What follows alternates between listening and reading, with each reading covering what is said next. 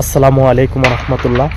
ফেসবুকে অনেক ভাই ব্রাদার আমারে মেসেঞ্জারে এবং ফেসবুকে নক দিতেছেন যে ভাই আমরাও রাশিয়া যুদ্ধে আসতে চাই, একটু সহযোগিতা করেন তথ্য দিয়ে। ভাই আমি আপনাদেরকে প্রথমেই বলি ভাই, এই ব্যাপারে আমি আপনাদেরকে কোনো তথ্য দিতে পারবো না এবং সহযোগিতাও করতে পারবো না, কেননা আমি কোনো দালাল নয় আর আমি এসব কাজ কারবারের সাথে কোনো সম্পৃক্ত নয়।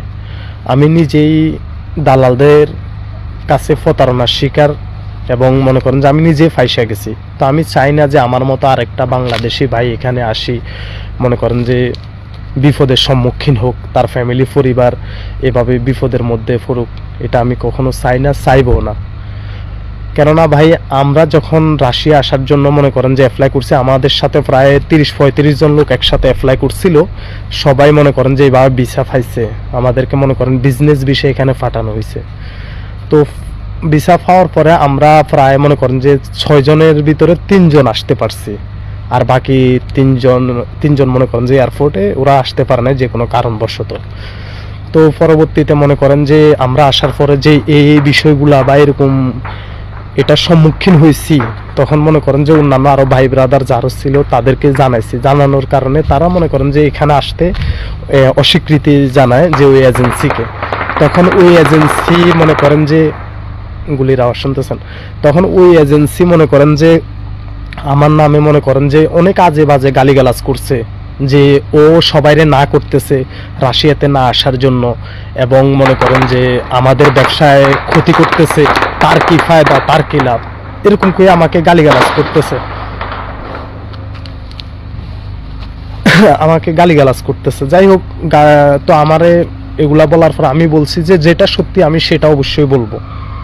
এই জন্য আপনাদের ব্যবসায় লস হোক, তো আপনাদের লাভের জন্য তো মনে করেন যে মানুষের জীবন নিয়ে খেলতে পারেন না।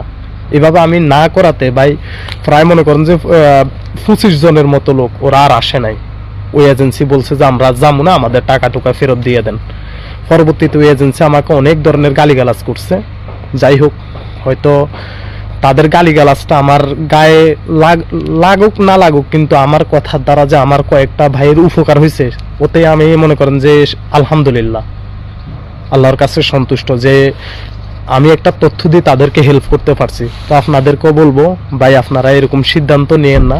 মানে এখানে আসেন রাশিয়াতে, অন্যান্য কাজকর্ম যেগুলো আছে ওইগুলাতে আইসা করেন, আলহামদুলিল্লাহ ভালো টাকা আর্ন করতে পারবেন, ইনকাম করতে পারবেন। কিন্তু এরকম মনে করেন যে নিজের জীবনকে এভাবে মানে শেষ করে দেওয়ার কোনো মানে হয় না ভাই। বিশ্বাস করেন, আমরা মনে করেন যে স্বেচ্ছায় এখানে আর্মিতে আসি নাই ভাই, বুঝছেন, দালালদের প্রতারণার কাছে শিকার। তো আমি চাই না ভাই আমার মতো আরেকটা কোনো ভাই আসে এভাবে মানে নিজের জীবনটা দিয়ে দেখ। টাকা বড় বিষয় না ভাই, আমি বাইসা থাকলে জীবনে টাকা ইনকাম করতে পারবো। আপনার আমার নসিবে যেটা মনে করেন যে ইনকাম করার কথা, ওইটা তকদিরে লেখা হয়ে গেছে যে আপনি এখানে আসলে ইনকাম করুন বা নর্মালি থাকলে ওই টাকা ইনকাম করুন।